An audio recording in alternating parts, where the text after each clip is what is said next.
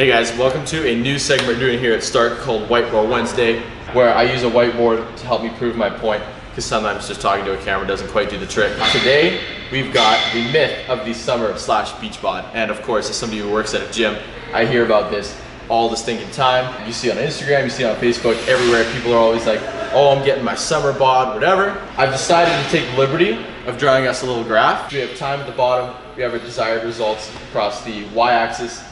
Desired results can be either weight gain or weight loss. And over the time, we have the winter, spring, summer, and fall of each of the next 3 years. So this is kind of a rough example. It's not done by any specific units. The people that are constantly in this fluctuating state of getting closer and farther from their goals, realistically what ends up happening is, let's say you take 3 or 4 steps forward, but then you end up taking 2 or 3 steps back in the winter. Right? So usually the winter is where we start. We get that influx of the January people who are doing their New Year's resolutions. So they kind of start working. The spring, they kind of start to see the results. By the summer, they're kind of like sort of where they want to go. At least they're on their trajectory to go where they want. But then the fall comes and the winter comes. All of a sudden you're at Christmas parties, stuffing your face with pie, and all of a sudden we're right basically back to square one.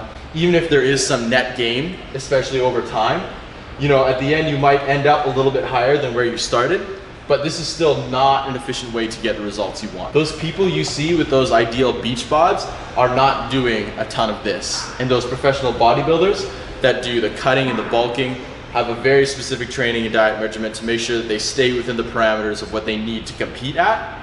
And even the people that are doing these bulking and cutting phases have like 36, 38 weeks out. They know exactly how long it takes to get back down to a certain body fat percentage. So for a lot of us, this is not really a sustainable way to get to your results. The better way to do it, instead of taking 4 steps forward at once, 1 step at a time, always going in the right direction. So even if there is some bumps and stuff along the way, if you're constantly progressing the right direction over time, that's what's gonna get you to your desired results a lot faster. So obviously, results don't go straight up across the board like this. They end up kind of tapering off as you go, but this is a much more sustainable and a much faster way to reach your desired results than trying to bulk and cut and go through this fluctuation of results. Thanks for listening, guys. See you next week.